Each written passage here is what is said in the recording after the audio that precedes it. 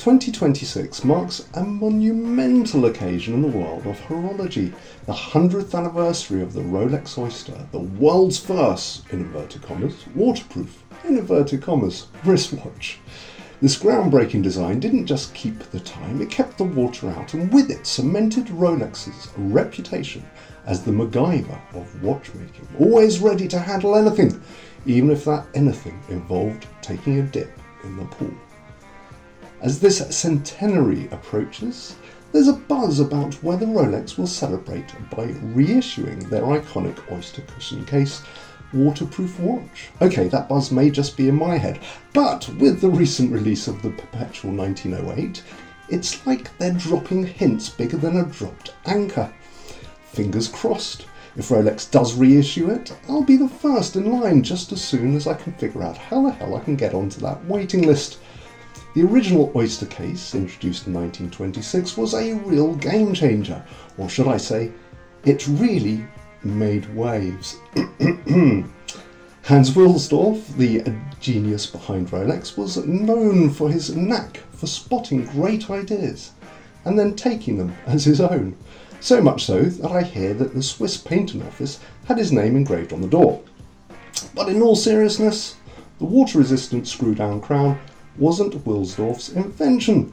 It was actually created by Georges Perret and Paul Perregaux, who Wilsdorf then convinced to part with, probably with a handshake so strong it was practically waterproof.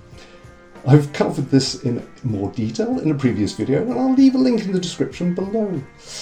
Between the 1920s and 1940s, the Oyster case went through more changes than I do when I'm trying to find a comfortable position on the couch. I've tried to figure out how the references are organised, but by searching for models like 1069, 1073, all the way up to the references 2081, just gives you a tidal wave of the same results, but with different dials, case shapes, wide lugs, drop lugs, short lugs, polished bezels, coin bezels, no bezels. It's enough to make your head spin, or at least get you a little dizzy. Now, the watch I'm holding isn't obviously a Rolex. It's a Baltany homage to the famed Rolex Oyster. It's not actually based on the 1926 original, shock horror, but more like those released in the late 1930s and early 40s. Rolex hasn't announced any plans to reissue it yet, but until then, this Baltany 1926 Oyster tribute does a pretty good job of scratching that vintage itch. I've been on the lookout for an original Oyster cushion case watch for ages, but I've held off because, let's be honest, I'm not made of money, and I'd be terrified of accidentally dunking it in the sink. Plus, those old 32mm cases, they're so small I'd need a pair of binoculars just to tell the time. The Baltany, though, at 36mm, is much more my speed, and while it's no luxury piece, let's not kid ourselves, I'm genuinely impressed with its build quality. It's currently on a Vario Crazy Horse bun style leather strap, which sounds fancy and looks pretty cool too.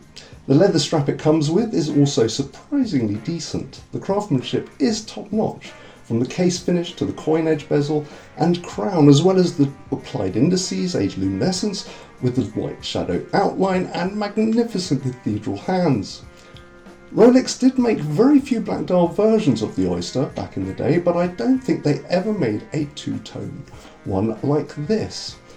It's got a little warmth, or extra warmth to it, like a Rolex Oyster that's been on vacation. Baltany has done an impressive job capturing the essence of the original Oyster watches, replicating all the details that made them iconic, but they've also thrown in some modern upgrades like better water resistance to 100 meters, an automatic movement, non-radioactive luminescence because, hey, who wants to glow in the dark, AR-coated dome sapphire glass, and a slightly larger case that's perfect for those of us who prefer our watches with a bit more presence. And let's talk about the price. Roughly $150. That's approximately £130. Seriously, how are they making these watches so cheap? Slave labour. Excuse me. Let me know your thoughts in the comment section below, and thank you for watching. Until next time.